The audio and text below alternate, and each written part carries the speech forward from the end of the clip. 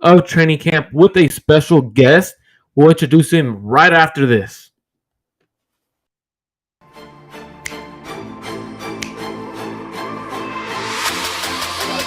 Let's go get him. Let's go get him today, man. Let's go. Hey, dominate on three. 1, 2, 3. Dominate.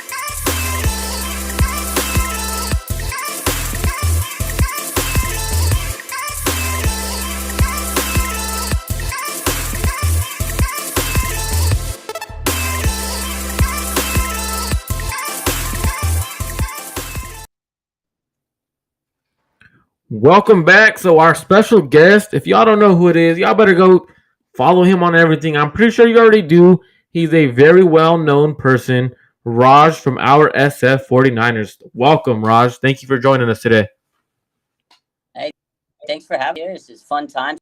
Training camp, football is in there. We got a week away, less than a week from it up. Hey, this is going to be a fire episode. All three of us were at training camp today. Me and Raj have been going consistently, been linking up the last couple of days. So, all three of us, we all have our own information. And that's really what makes training camp fun, because you have three different guys with a variety of information, which makes it three different perspectives. So all three of us might see a certain play a different way. And now all of you guys get to hear the different ways that we see practice. So Raj, as always, thank you for coming on. Had a great time, obviously, chopping it up with you for the last couple of days, and ready for this episode.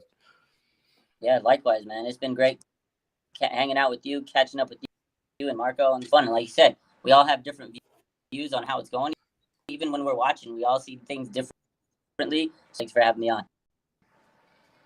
So like this comment says, right? All context matters, and that's the main thing, and that's going to be the most important part about today's episode. So I know everyone's going to look at the numbers, right, Raj? So I want to get it from your perspective, right? People are going to throw out those numbers: 4 for 12, an interception on the day, and potentially could have been 2 interceptions, but Charvarius Ward just dropped an interception. What does that mean to you when people start throwing 4 for 12 out there without anything to it? Like, what did you see from today's practice? Not only from Trey Lance, but from the offense in general. Like, what did you see? Yeah, that's a good question. Context is the biggest thing, because everybody see those numbers, and most people are going to say, oh, Trey, there was a couple drops, right? And there has been consistent drops throughout training camp. There was a drop by Brandon Ayuk today, crazy. Ray McLeod had a drop. So I feel like some of that, and again, it's training camp. I always feel weird that people are catching stats on training now with social media. Is they love to keep these stats on just in case. This is where these players are going to get better. But honestly, the interception's interception. The other takeaway is this O-line, they didn't have their starters. No Trent Williams, no Mike McGlinchey. So you have to take these stats with a grain of salt. And it's the 10th day of practice. I'm telling you, he was tired. So I can only imagine these guys. And again, you're going up against probably one of the top NFL, maybe the best, the way that they're looking. So you kind of have to take those interceptions. Of course, there's been some bad plays.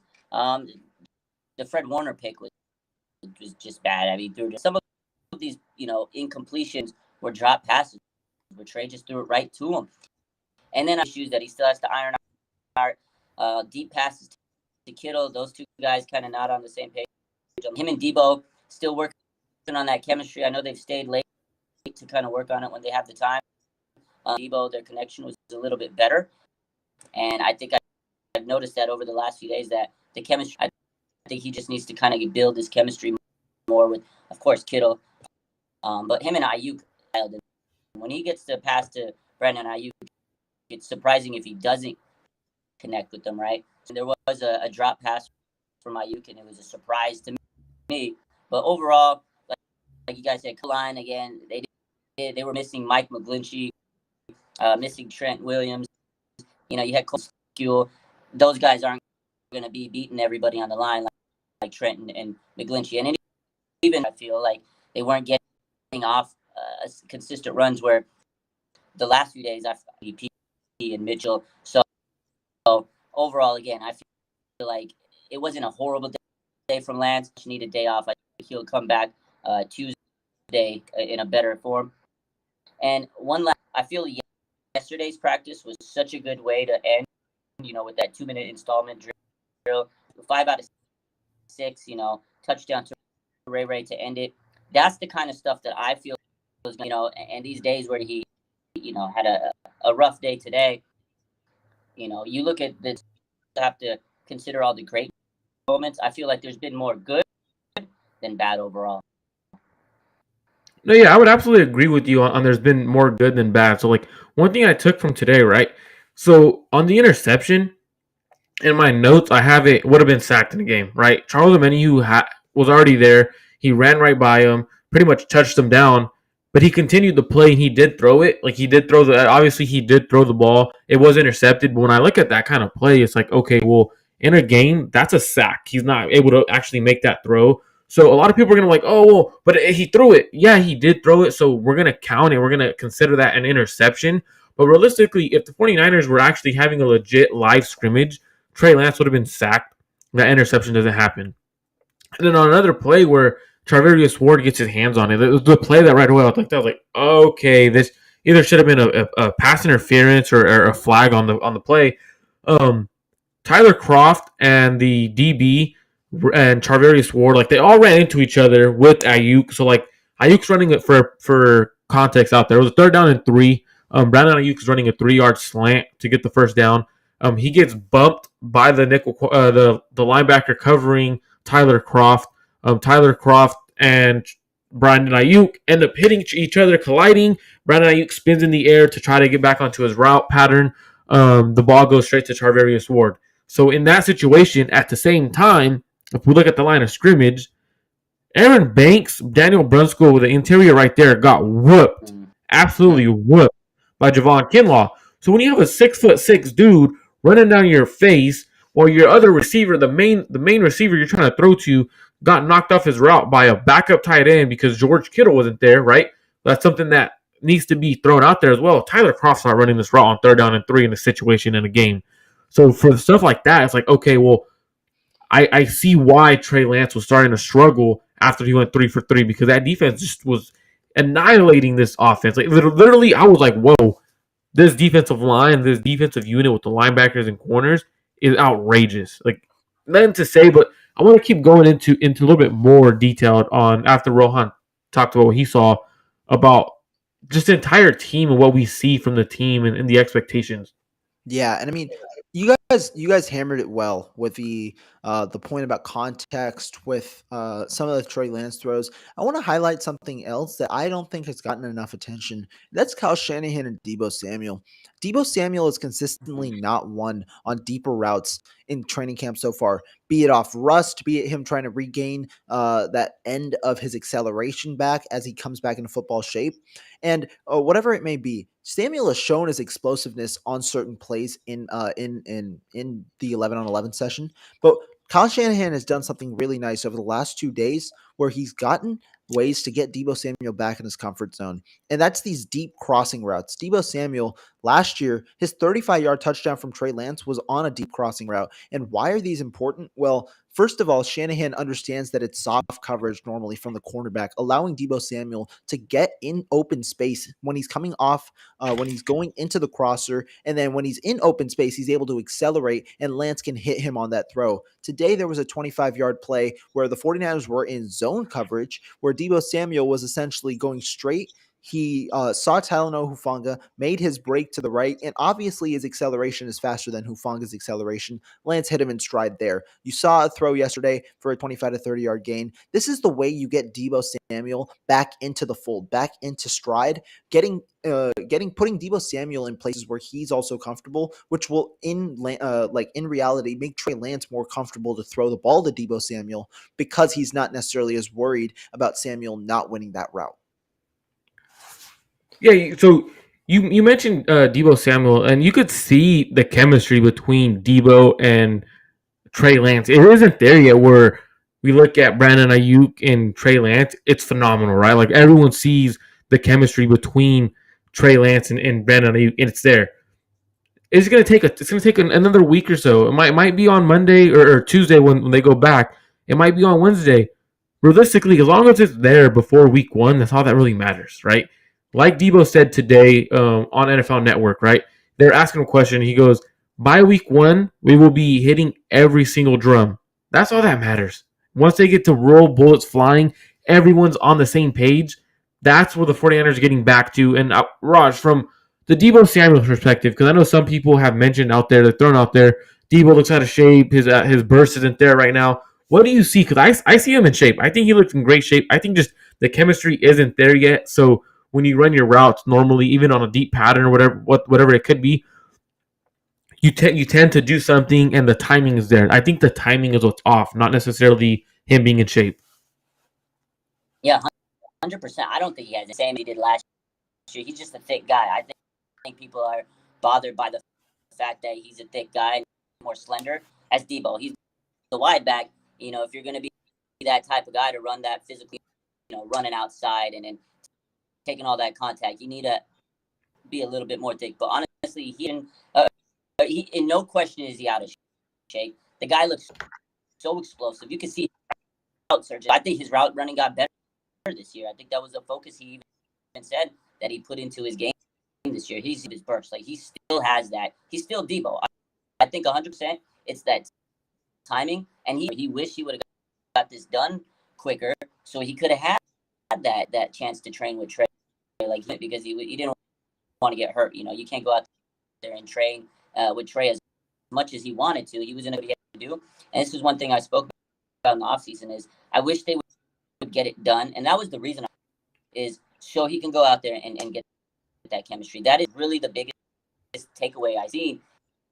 Timing there, he's off a few inches here, but today, like Rohan said, man, there was an after Debo. They did it yesterday. Strike.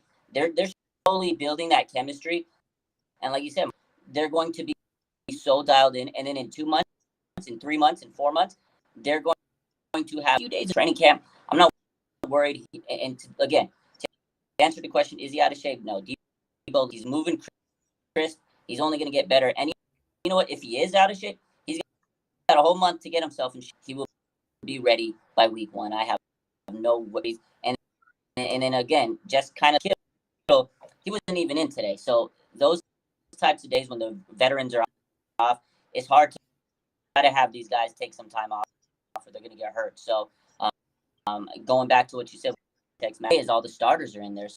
So when people say, oh, Trey's, not looking good today, right? And in general, overall, the fact that he's out there getting all these reps and stacking days in a month when the season starts, I think this team's going to be great. And again, playing up against Ants is only going to make Trey better. I mean, when we go up against Chicago, I'm not even going to lie.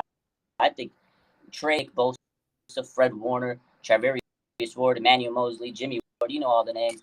It's going to go up against these teams that don't have elite defenses. I mean, Trey's probably going to make them look a little silly. And real quick, before we continue, good points, Raj, about, the defense being as good as it is and Debo Samuel. Like, there was one play that just told me in a way that Debo was back with his explosiveness. It was, was it Friday? I think it was Friday.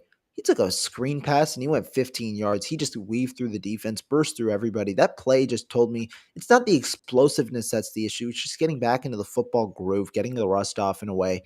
It'll require some time. I'm not going to say that it's going to happen like tomorrow. It's not going to happen on Wednesday. I think it'll require some time. And obviously, it mostly will require him to develop a better connection with Trey Lance. And so I think that should happen, especially in those 17 days that you have before the training, before the regular season starts, during those closed practices, when Shanahan might get a little more comfortable with his install, specifically the play action part of the install where you saw Debo Samuel featured a good amount, because that's where Debo Samuel will go on crossing routes a lot during those play action plays. And I think overall, especially once the offensive line kind of gets into it, once the running game kind of gets into the groove like we saw yesterday, it should open up the passing game, especially in play action, for players like Debo Samuel to work at what they do best, which is work after the catch. And before I continue, got to give a shout out to everybody's name who I just put out on the chat. Thank you guys so much for tuning in. And this show is going to be great. I think we should get right now just straight into it today about Trey Lance's performance. Marco, what were your thoughts on certain throws, and what context can you give us from some of Trey Lance's throws based on his terrible 4 of 12 performance? So right away, when I look at my notes, right? So he starts the day 3 for 3. First thing 49ers do is they get him in a rhythm, right? They run the ball 2 times in a row, and then they go play action from the gun. It was a play action to the play everyone's talking about, right? The Debo play, 25 yards. They're going to it's a zone, and then what I start noticing is Trey Lance starts to force things, right? Like he's trying to force these throws because with how good the defense was, there was, based on what I had counted, there was about 4 very tight coverage plays where he tries to throw it in, and you can either consider it a pass breakup, a drop, or like that's how close it was. Like they were suffocating these receivers. So when you look at what they're doing, you can't really say, okay, well, Trey Lance is struggling, because the receivers are absolutely struggling to create separation, and not all teams are going to have a defensive front like the 49ers, have linebackers like the 49ers, or have any corners like the 49ers. So that's one of the things I do want people to notice is the tight coverage. And then I do want to say, like, people are like, oh, well, he was 4 for 12. Well, the passes he made that were incompleted, they were on target. Like, they were there. Brandon Ayuk could have had some people could consider one of his passes to BA a drop. I had Ray McLeod with the drop, so that you can consider 2 plays as drops realistically. So that puts him at 6 for 12 if they both catch the ball that they should have. Another one, he did have a play to tight end up the sideline. Yeah, he overthrew about 5 yards. I'd have to go into my notes to see exactly who it was. I believe it was Hudson or It was Fumagalli. It was okay, a 30-yard Fumagalli. pass. He overthrew him by about 5 yards. Yeah. Yeah, overthrew him, overshot it. He was wide open. He got to make that pass. But then the throw of the day for me was a play where he layered a throw to Brandon Ayuk that not many people are talking about, and I want this throw to be described beautifully. Okay, so there was a linebacker right under Brandon Ayuk. There was a corner and a safety over the top. He had to put this throw on the money. So what he had to do is put enough touch on it, give it enough air to land right into Brandon Ayuk's breadbasket. As soon as it was thrown, you hear people go, they thought the linebacker Oren Burks was going to intercept this pass, and it lands right into Brandon Ayuk's breadbasket. That throw for me was the throw of the day, and it just puts into perspective on what Lance is trying to do. He's trying to figure out what he can and can't do against top defenses, because later in the day they go to move the ball period, and he goes through his progressions left to right, checks it down to Tyler Kroft. So he's going through his progressions. He's doing what he's supposed to do. When you're going up against a great defense like the 49ers, you got to take these risks. You got to take these chances against a defense like this to see how good you actually are and see what you got to dial back. I do like what I saw from Trey Lance, and I'm not going to over exaggerate 4 for 12 being a bad day, because when you look at everything he did, the tight coverage, the nice passes he had, I think he had a solid. Like, I ended up texting Rohan. I was talking to my fiance on the way home, and I thought he had a solid day outside of his incompletion, like his completion percentage. If we look at the throws he made, there was a lot of throws on target that could have been catches, but it was just so tight coverage. It was good defense, and I respect what the defense is doing. So to kind of go off of that with the whole 4 out of 12 day, I know people are going to rip on it. Going back to the whole chemistry thing is that's the issue, is he's just still building chemistry. He hasn't played with most of them. Him and Ayuk, obviously, they look absolutely dialed in. Like him and Ayuk, whenever he puts money in the bank, most likely. But the problem is not like that with everybody. So he's still learning, and it's his practice. This is where he should make mistakes. This is where he should go out there and take risks. Throwing these risky plays, it's going to come back and bite you. So I think Shanahan letting him go out there, because now it's Shanahan saying, look, I trust you. Take the risk. Learn from this. How do you get better? And I know I made a mistake yesterday. Jimmy Ward with the interception. He's going to talk to him afterwards. These guys are some of his locker mates. He's going to come back after practice and say, hey, look, Trey, like, they're telling him what he needs to work on, and he's probably going out there and saying, hey, try this. Let me try this. Practice, it's not a bad thing because he's going to learn what he needs to dial back. Learn what, oh, man, check this in the memory bank and make sure we continue to do it.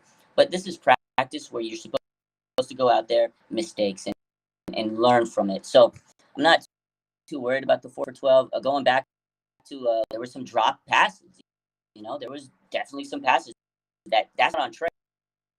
You have a drop pass, for whatever reason. We've seen multiple drop passes every day. Like Jennings has had today. Ayuk had drop passes, and then you got to realize that the tight end was not a big difference.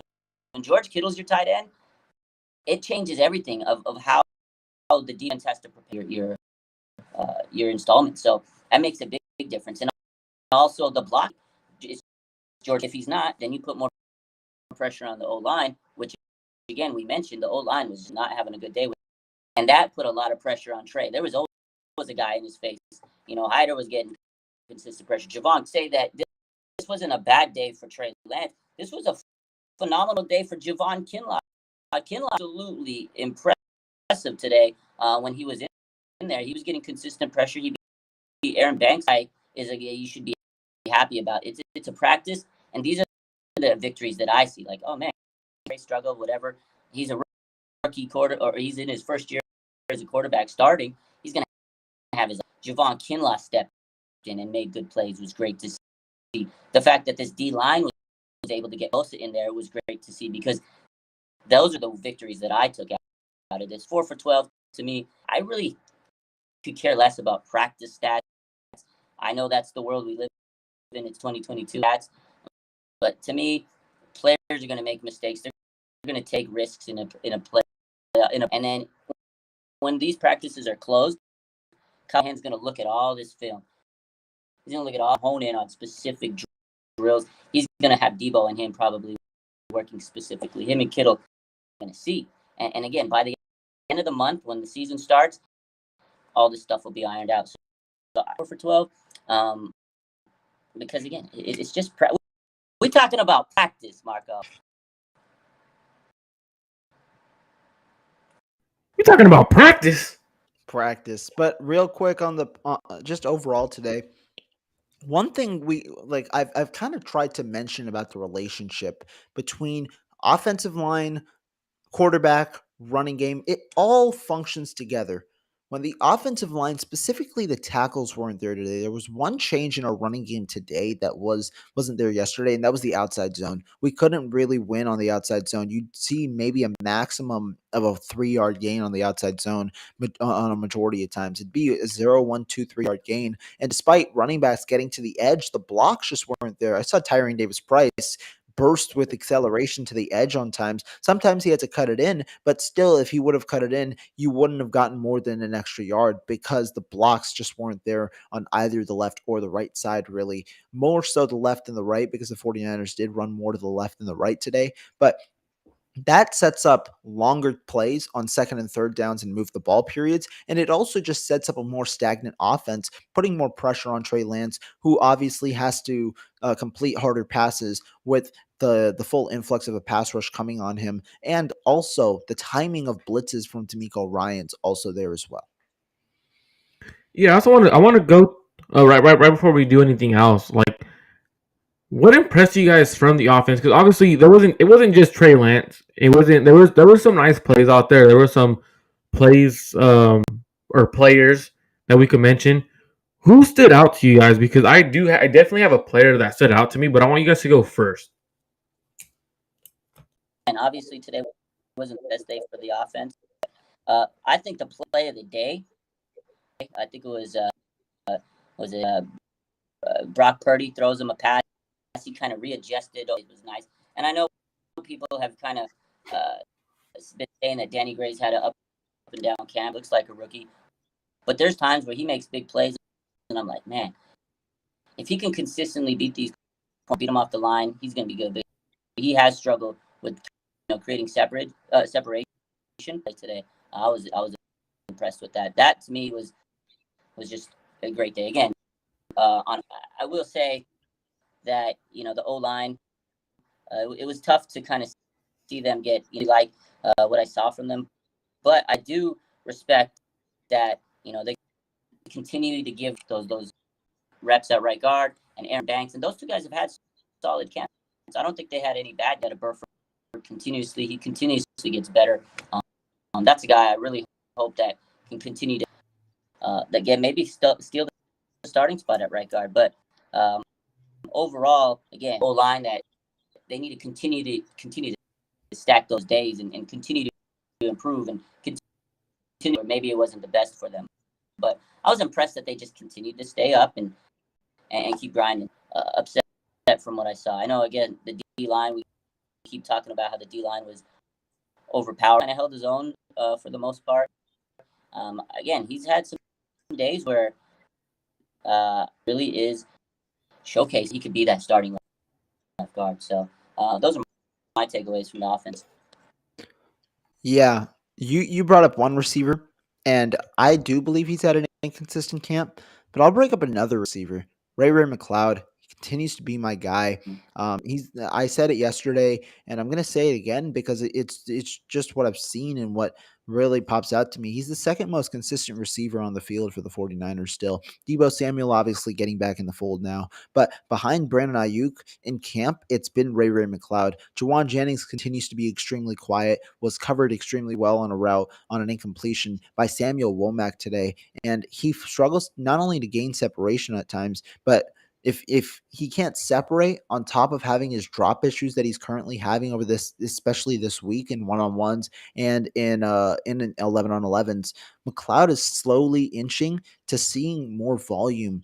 The only question right now that I'm thinking about, despite his good performances, McLeod still is yet to be seen in significant packages with the first team offense. You see guys like Malik Turner even getting some run with the first team offense. So it is certain packages, but I think the 49ers, despite McLeod's performances so far, are slowly easing him into that role. I still think Jennings is number 3. I think they still have an immense amount of confidence in him despite his slow training camp. Hence why McLeod hasn't necessarily gotten as much run as he has. But against the backups, McLeod has clearly shown he's the best receiver on the field when playing with the twos. So I was going to mention Danny Gray and I was going to mention Ray McLeod because those two guys had 2 deep catches. Ray McLeod, it was from Nate Sudfeld. Nate Sudfeld dropped it in the bucket. Ray McLeod had to make a nice, impressive catch. So those 2 guys did impress me today. But I was actually going to also wanted to mention 2 guys on the offensive line because we didn't have our starting tackles. But I didn't see Aaron Banks and Spencer Burford look like they were overmatched. On one occasion, I did see Banks absolutely stonewall Javon Kinlaw on a pass pro. And real quick, Marco, that was actually also on a play where Lance extended the play with his legs to try and hit Fumagalli with a 5-yard out. So that means not only did Banks hold up initially, he held up throughout the entire rep, which was 7 seconds against of a guy. Yeah, so he completely won that rep. And then later during practice, they run it was an outside zone to their side. He gets a pancake. So it's like, okay, that's the Aaron Banks that I want to see. And then I look on the other side because I was more focused on these interior guards because tackles aren't there, obviously. So I wanted to see what do they have. And Spencer Burford, that guy is Mr. Consistent. And yes, I'm gonna put it up because 49ers throwback put it out there. I did say he's gonna be a Pro Bowler, and I'm gonna double down today after again what I saw from him. He is the guy on the offensive line that I believe is going to be so underappreciated by 49er fans. Everyone wanted the 49ers to take a player a lot higher to fix the right guard or the center position. The 49ers nailed this pick. This is probably one of their better picks that they've taken in a very long time. His athleticism, his size, his technique with his power, this kid is going to be a Pro Bowler. I met him earlier today at the team hotel where I was staying, and this dude's massive. He absolutely, and I was like, whoa, I was not expecting him to be that big because I met a couple offensive linemen before, and I was like, whoa, he is Trent Jr. That's exactly what he looks like, Trent Jr. out there. Obviously, saying Trent Jr. is higher praise because Trent is obviously the best offensive lineman in the NFL. But when you watch him, the technique is always consistent, and you know what you're going to get from that player. So I do want to mention him and Aaron Banks as two guys I was very impressed by today. Look, I want to add to that. Spencer Burfer, I've got the pleasure of talking to him several times. I did a Phil the podcast with him that I worked with, and he took the time out of his day. It was the week before training, and the guy let us, do what we had to do. Super cool guy. We bought him to start the podcast with saying, "Hey, he didn't get your tacos from the Niners during draft night." So he kind of personifies what the Niners want. You know how they get a professional, just humble people. That's him. But when he's on the field, he steps out there. And you're right. Consistency with this guy. What I've noticed with him on one-on-ones, he stonewalls anything. I've watched him a lot on those one-on-ones, and he's tough to get by. And if he can kind of continue to develop, he did talk about when he trained with Trent Williams over the offseason because, Trent's from Texas. Gave me some really cool stories about that. And the guy's just really, really happy to be there. He was tackling college. Probably play guard this year because McGlinchey's out there on the tackle. But he goes, his future, hopefully, he can name as a tackle. But he goes, whatever I can do to help this team win, man, is what I want to do. And you're right. We got to give this guy his flowers because this man has started every rep at right guard rookie. Like that's kind of unheard of, especially for Kyle Shanahan, and he doesn't always give these earning his respect with this O-line. And for any position he could have came on for him, because we did have question marks at the O-line, and he's making the most of it. I really like Spencer. And then kind of going back to what Rohan said, man, Ray McLeod has been phenomenal. What I really like about after the catch, he's like a young brother in training, he has the bold, slant guy, kind of like Debo. Give him a little break, maybe he can do those reverse plays. Sweep out a little bit with him in practice. I've seen him do a jet sweep with him. So I'm really liking Ray. I do want to know how he said, but I think what he said is right about Jennings is they really kind of believe in him, but you're going to have to give Ray some chance in the first team. So another thing I want to mention, right? So we're talking about the players on the offensive line and the players in general on the offense that impressed. So now let's take a little trip to defense, right? One thing I did notice, and this is something that impressed me because when you have a defense this good and you're trying to get the defense to get them off guard, I guess is an easier way to say it, right? We're trying to get the defense off guard, and Kyle Shanahan throws a reverse at them. And everyone stays home, and everyone is there, and everyone makes a play for no gain. So I'm going to explain the play. So Trey Lance pitches to Elijah Mitchell, who is going out to the right side. Debo is lined up wide right. He comes all the way around. Mitchell pitches it to him, and we have like three defenders there. They're just waiting for him. Like, okay, you got nowhere to go, bro. Just give up, right? Like, literally, essentially what it was. That's how you know a defense is legit.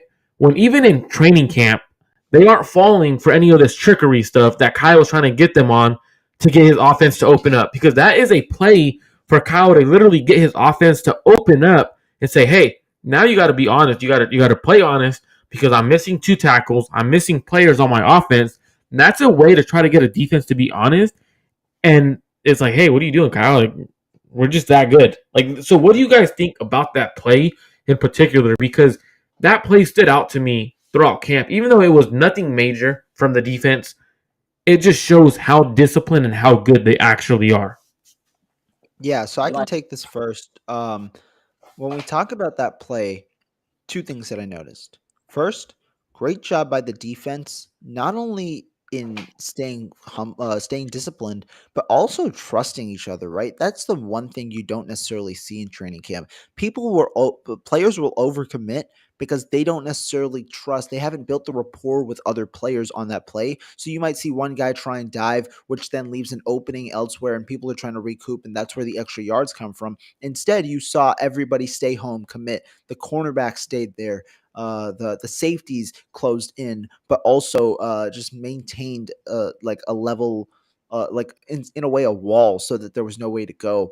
And then on top of that, second thing I noticed, yeah, the run blocking clearly on that play, at least. Like you'd expect Trent Williams, right, on that play to immediately come out.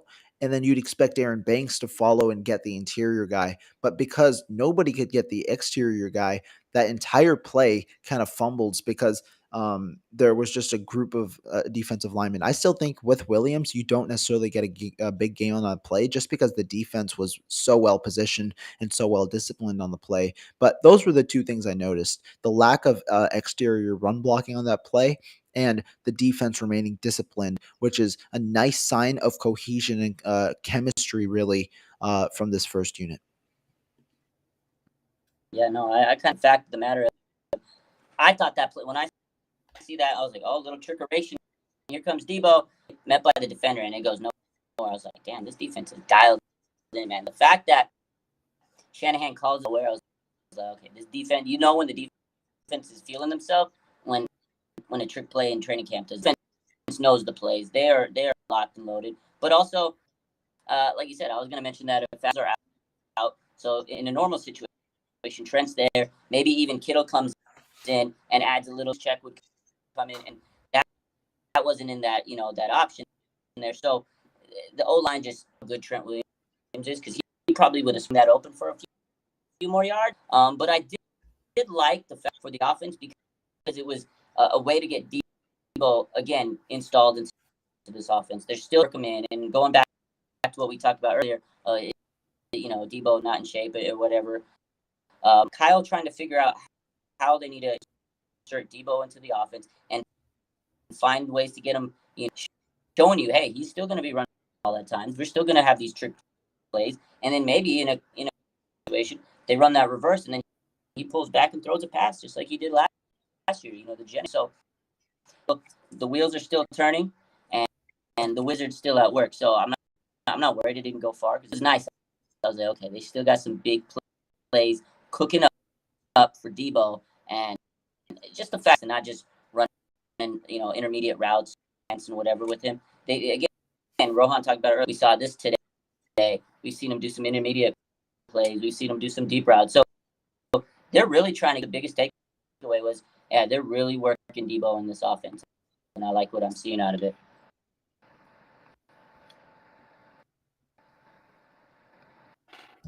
Go ahead, Ron. Oh, I had spoken about the Debo thing. You can go ahead. What do you think?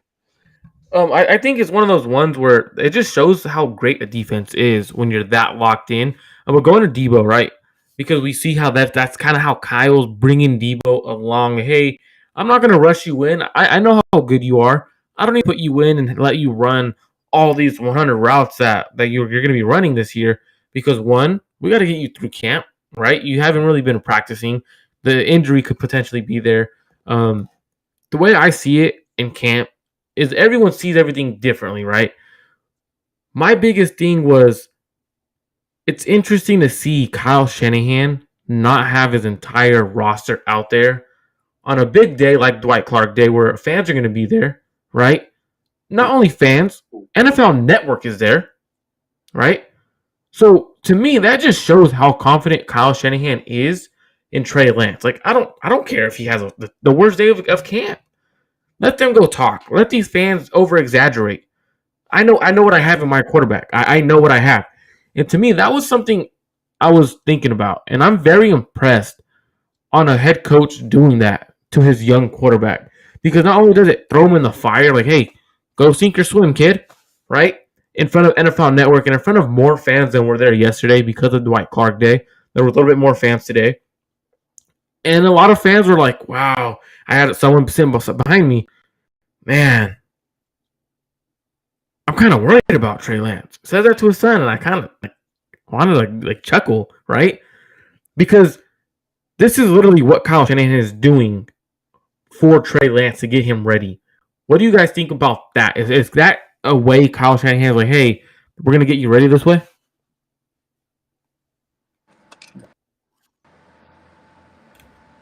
I can go first. To me, in my opinion, it is maybe a part of that, but also it's honestly Kyle Shanahan just showcasing he doesn't care. Send all your guys. Send your main honcho. Send NFL Network. Send Ian Rappaport. Send Tom Pelissero. He do not care.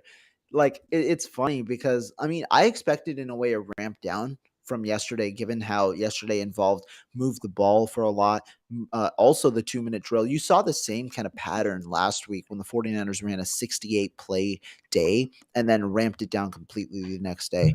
And overall, I didn't expect like these many players not to play, but you had both of your starting tackles out. You had your starting top tight end out. You had Nick Bosa out. You had Samson Ebukam out. And then you had your 2 starting linebackers out. Several key contributors were. Oh, and not to mention Emmanuel Mosley as well out. Several key contributors out. I think it in a way showcased 2 things. One, like I said, Kyle Shanahan do not care about your business. And 2, he wanted to get the younger guys kind of some reps, right? This is a good day after a long day. The younger guys haven't played as much. You get them some meaningful reps because Diamaro Lenore got his first day. What do you call it? At slot cornerback. Today, the reason that we saw some of these interceptions is because some of those younger guys finally got some more play and were able to showcase their talents. Marcelino McCrary Ball got an interception working with the second team. And remember, because we're starting move the ball period, because we're starting this, the third team offense and defense is not out there as much anymore. Sometimes they'll rotate specifically between the first and the second team. By my count, Brock Purdy had 4 throws today. Sudfeld had 8 and Lance had 12. So 20 of the 24 throws were with the first and second team offense, which means you want players, the younger guys who don't necessarily see as much action with those 2 teams, to see some run. And so that was an added bonus today, despite obviously some of the key players missing. Yeah, I agree with Rohan. Actually, that was kind of my take. He doesn't care about the media. He's told us.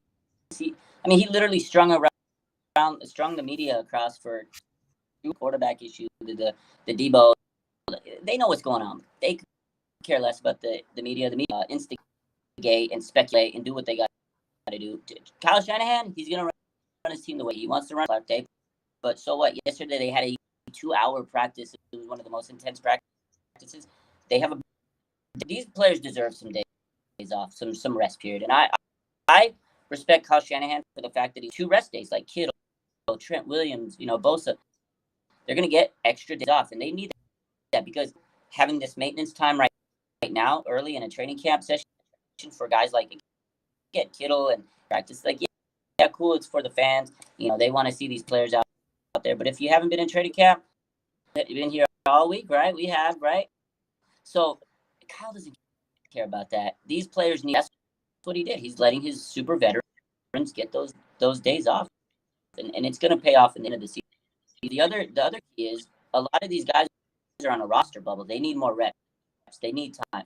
Who's going to make this roster? You need to give some of these younger guys a chance. You need to have Sam Womack in because there's roster camp battles that are going on, and if they wait till preseason, we'll tape out, in a training camp, and they need it. George Kittle doesn't need the reps, nor needs the reps more than George Kittle. Things like that. So I think it was good for the team. Network wants to be there, then so be it. But we're still going to go about practice the way we're going to go about first day. It's day 10, so I don't think Kyle Shanahan cares about that. He cares about. It's good to see some guys that didn't get much, scratch, to get more opportunities today. I think it was, again, it's a combination of days. Every day is a different day. Yesterday was them, so I'm sure some of those players needed that time off. And respect Kyle Shanahan for letting veterans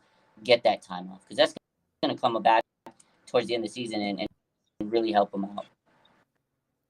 Yeah, I absolutely agree with you guys, right?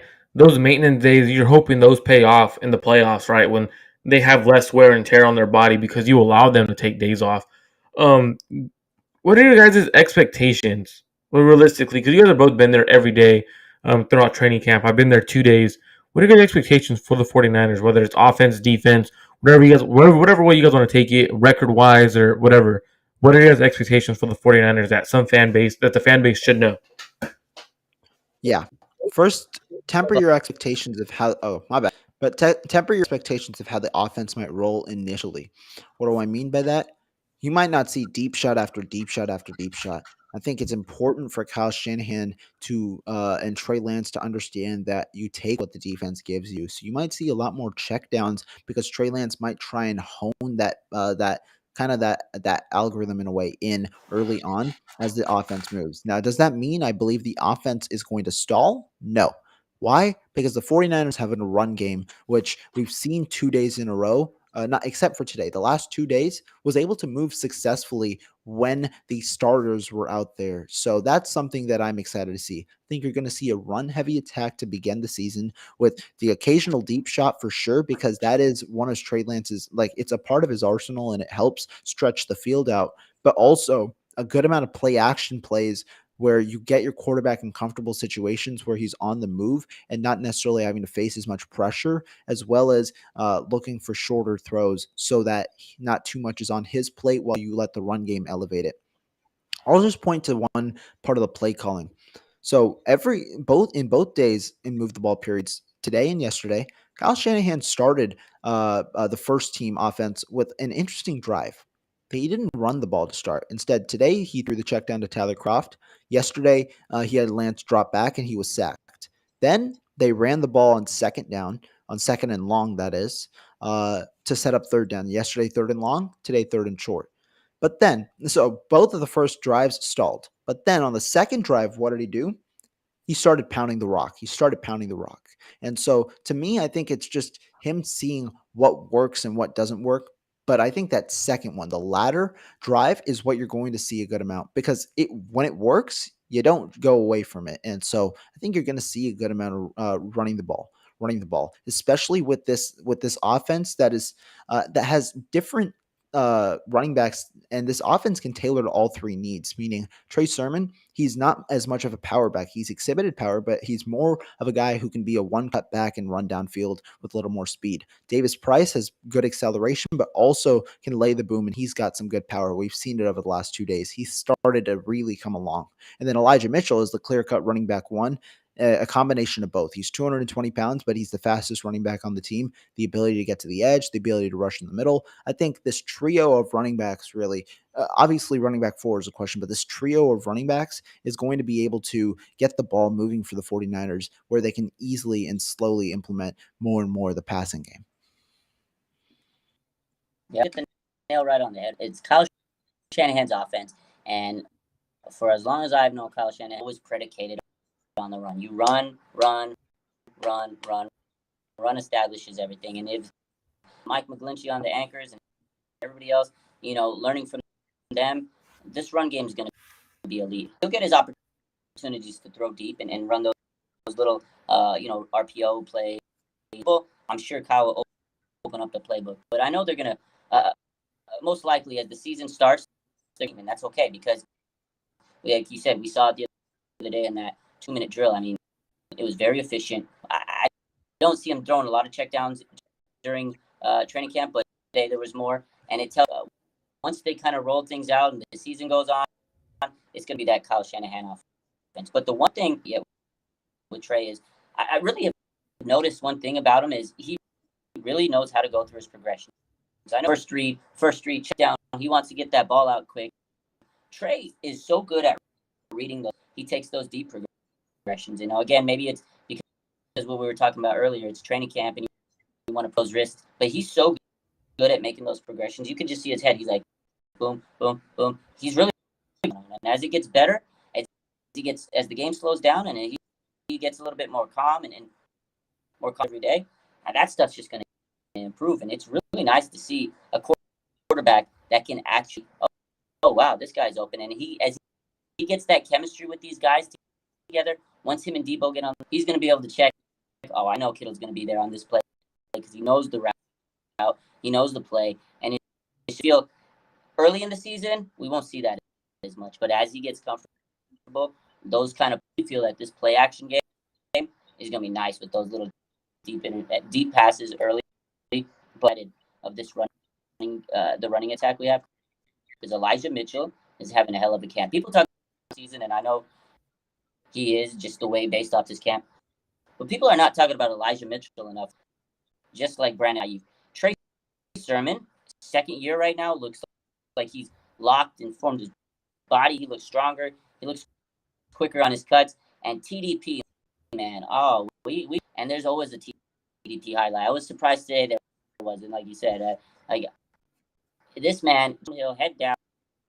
He's going to run people over like a truck, and it's going to be fun. You run behind Trent Williams, you should get 5 yards, honestly, and that's only going to do good for Trey. That is as good as if they're as good advertised in the way we're seeing them in training camp, are in great field position, and that's only going to make it easier for him too. You know, he's going to be more confident starting. And honestly, I think he's in a good setup. We've talked about this before.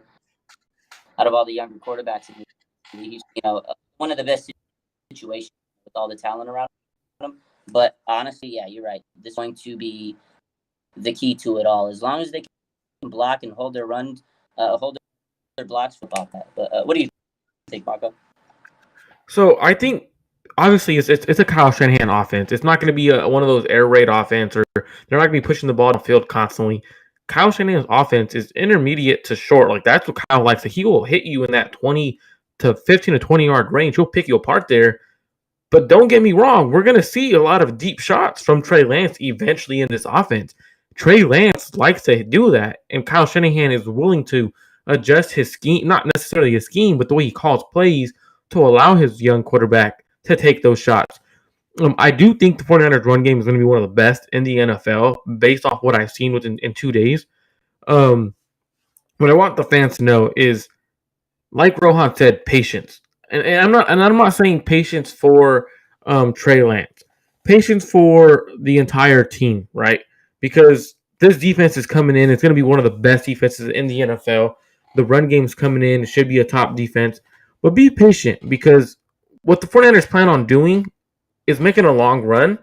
They don't plan on doing everything week one, right? They're not gonna, for example, Kyle Shanahan is not gonna come out and run everything in his arsenal week one. That's not Kyle Shanahan. Kyle Shanahan likes to build on what he did in week one to week two. Then eventually, week 18, Kyle Shanahan's running stuff that is very similar to week one, but adding a twist to it because there's so much film. So be patient, because the final product will be week 18, will be in the playoffs. It's not going to be week one when Trey Lance runs onto the field against the Chicago Bears.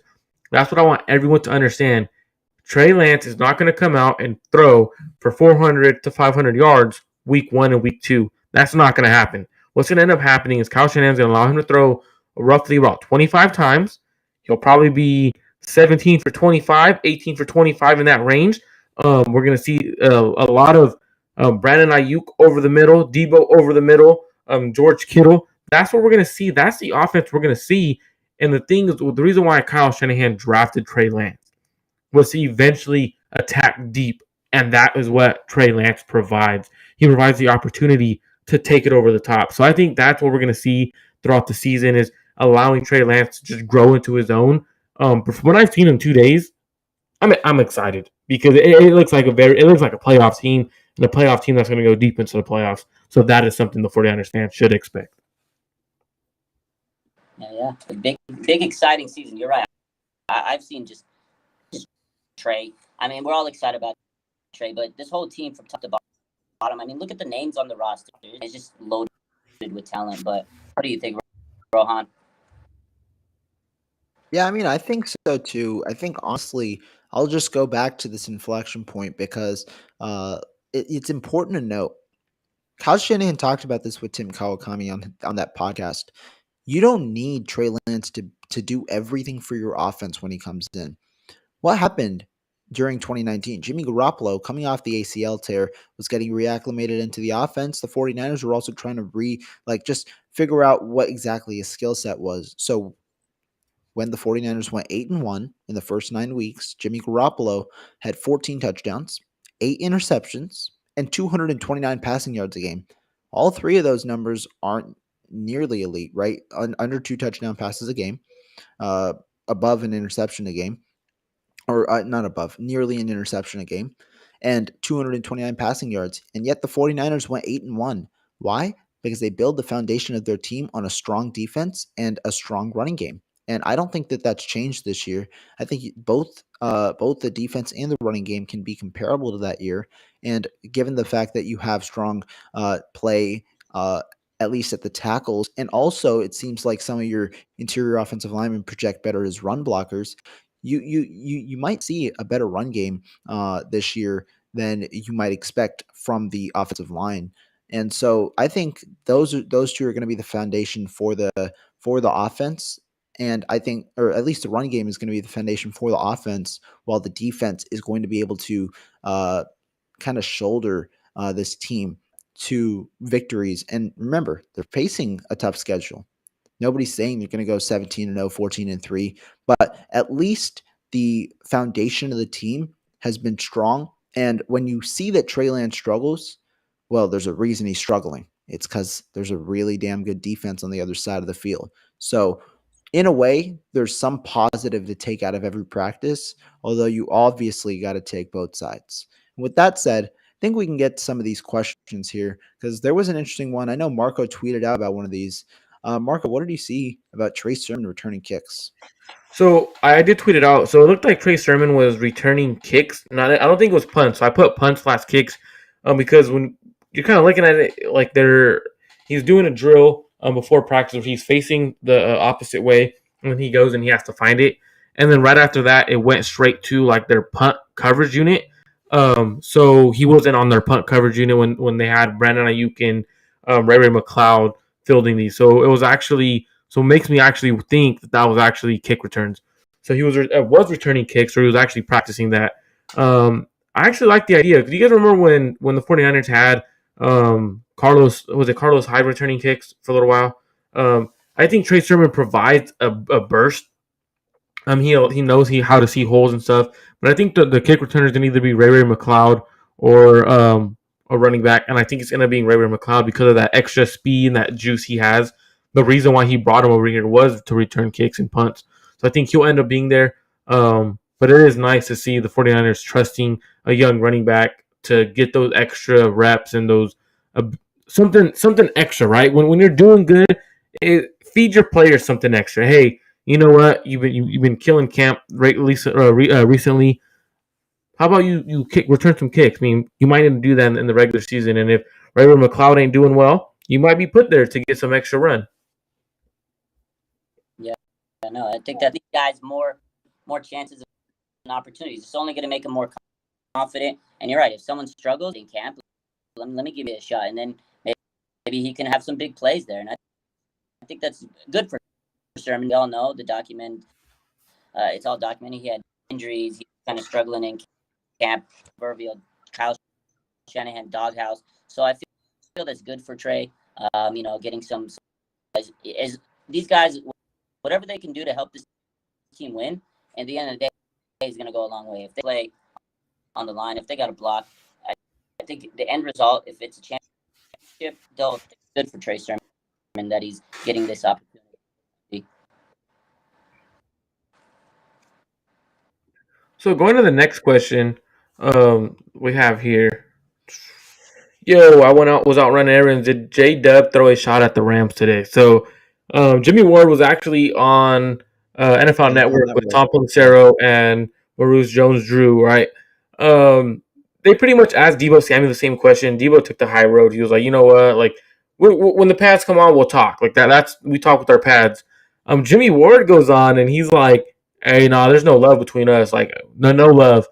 He pretty much did the same thing Aaron Donald did, which is interesting. I want to know your guys' perspective. Do you guys like when players talk that talk, or do you prefer a player like Deebo Samuel? Like, nah, the way we're gonna roll is when we have our pads on. That's when we'll start talking to these guys, because a lot of times players will get into this back and forth through like the media. What do you guys think when it comes to that? I mean, if it's not a distraction, I don't really mind if players talk that talk. I obviously don't mind if players take the high road as well, like Deebo Samuel, because if you're able to back it up like Deebo Samuel has on the field with his play, like I think it just matches both personalities, right? In a way. And I think both personalities have been fine. Like Jimmy Ward is just an electric player. He'll always talk that talk, and 49er fans appreciate that from him. but the 49er fans also appreciate how Deebo Samuel puts it on the field, plays physical, because every single time you talk about him in the Rams, what do you remember? Him trucking Jalen Ramsey on that play going out of bounds. So, like, I think it's both sides are fine. It really, like, it's two different personalities. And as long as it doesn't really become a distraction and you back it up, then yeah, you can talk that talk. Yeah, I agree with Rohan. I'm cool with either way, as long as it doesn't become just disrespectful.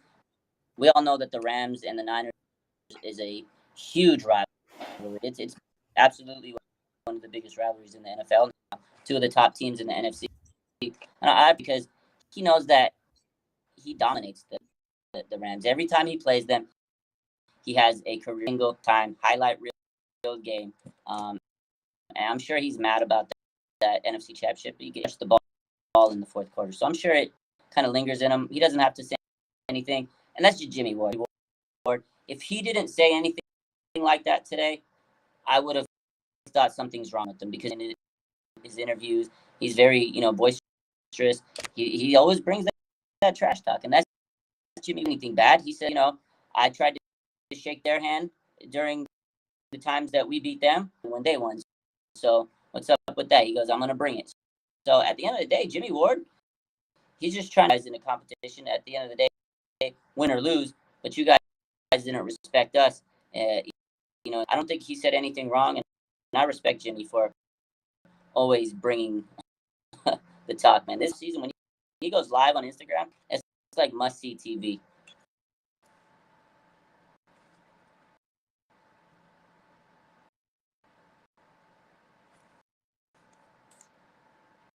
Go ahead, Rohan. My bad. But overall, I think, Jimmy Ward, he can talk that talk, because Aaron Donald, first of all, he was the one who talked that talk originally. Said we do not like the 49ers. So it's funny, Jimmy Ward retaliates in a wit. And that's, it's a good storyline. I mean, there's the rivalry there. No big deal.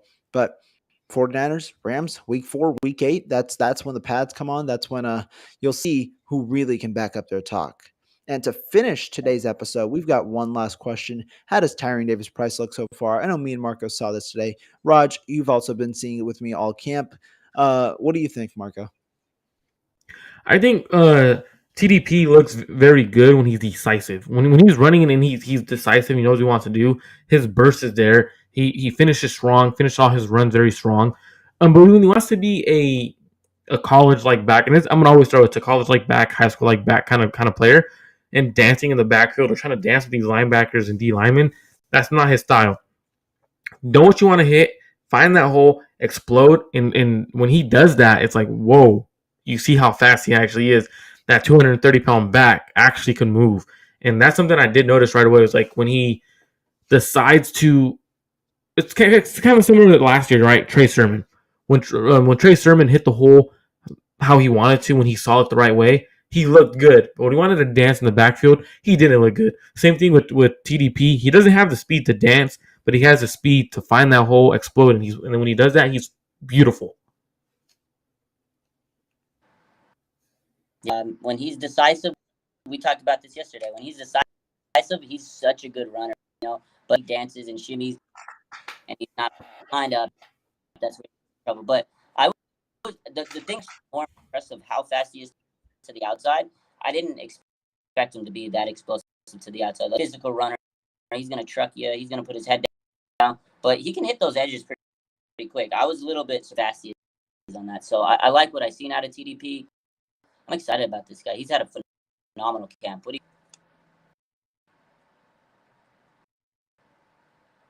Yeah, TDP is he had a slow start, I'll be honest, at least to me. And that's where Marco brings up the point of decisiveness. Sometimes TDP was not as decisive, not trying to find the hole, and not trusting his talent enough. When, like, we see the acceleration, we see the burst. At sometimes you hope that, like, there's a good time to be confident in your abilities, but there's also a good time as a running back to be taken to take what's given to you.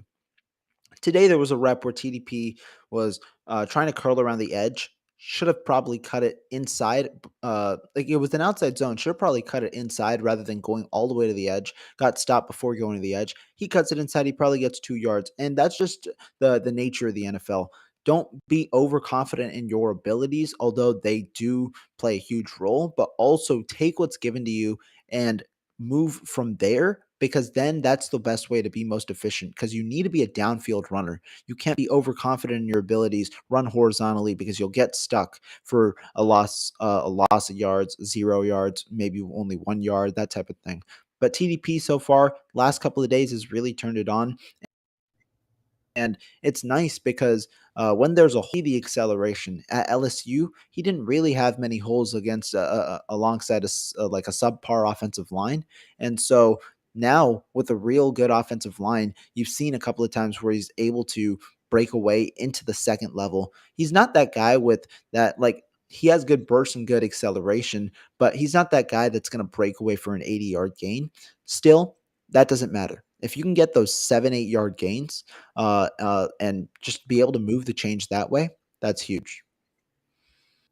So that's it for today's episode. I do want to thank you, Raj, for coming on, talking 49ers with us. Where can everyone?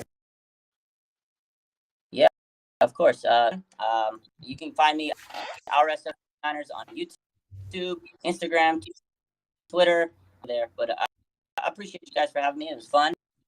Gotta do it again. It's always good talking Niners. And that's it for today's episode. Make sure you guys are subscribed to the 49ers Red Zone podcast. Make sure you guys are subscribed to Rohan's podcast, YouTube. Make sure you guys follow everyone on Twitter. You make sure you guys go do that right after you guys log off.